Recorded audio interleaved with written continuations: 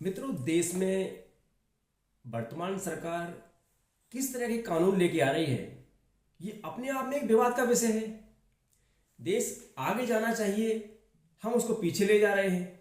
देश में जातिगत भेदभाव को बढ़ाने का कार्य किया जा रहा है।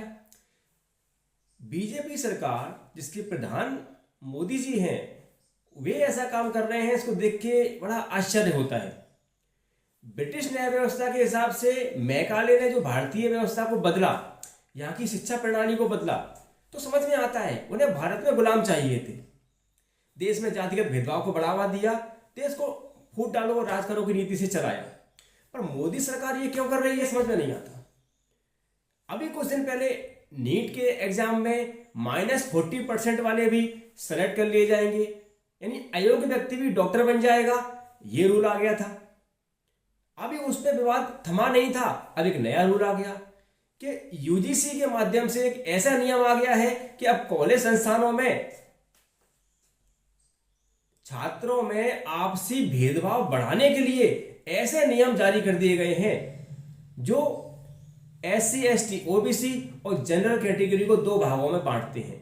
जातिवाद को खत्म करने के बजाय और बढ़ावा देने का काम हो रहा है। स्थिति यह है कि अगर वे रूल जो 13 जनवरी 2026 से लागू हो गए हैं एज इट इज फॉलो होंगे, तो सामान्य वर्ग का कोई भी विद्यार्थी किसी भी शिक्षा महाविद्यालय में, किसी भी कॉलेज में पढ़ नहीं सकता। उसका जीवन बर्बाद है और उसको अपनी उन्हीं पुरानी परिस्थितियों में रहना होगा जहां समाज गांवों में रहता था, जंगलों में रहता था।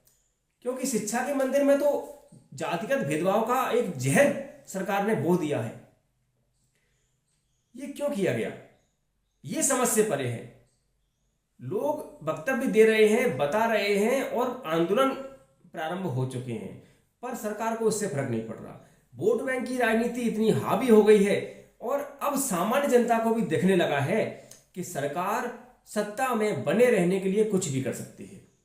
चाहे कांग्रेस गवर्नमेंट रही हो, चाहे बीजेपी गवर्नमेंट रही हो, सत्ता ही इनको प्यारी है। सत्ता के लिए ये कुछ भी कर सकते हैं, किसी से भी हाथ मिला सकते हैं। वो तो देश के किसानों की जागरूकता है। बीच में 3 कानून आए थे ना, देश के किसानों ने आंदोलन किया और कानून वापस लेने पड़े।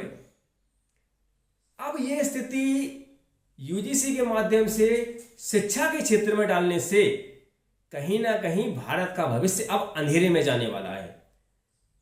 ये कल्पना से परे है कि मोदी जी जैसा ही व्यक्ति ऐसा निर्णय ले सकता है।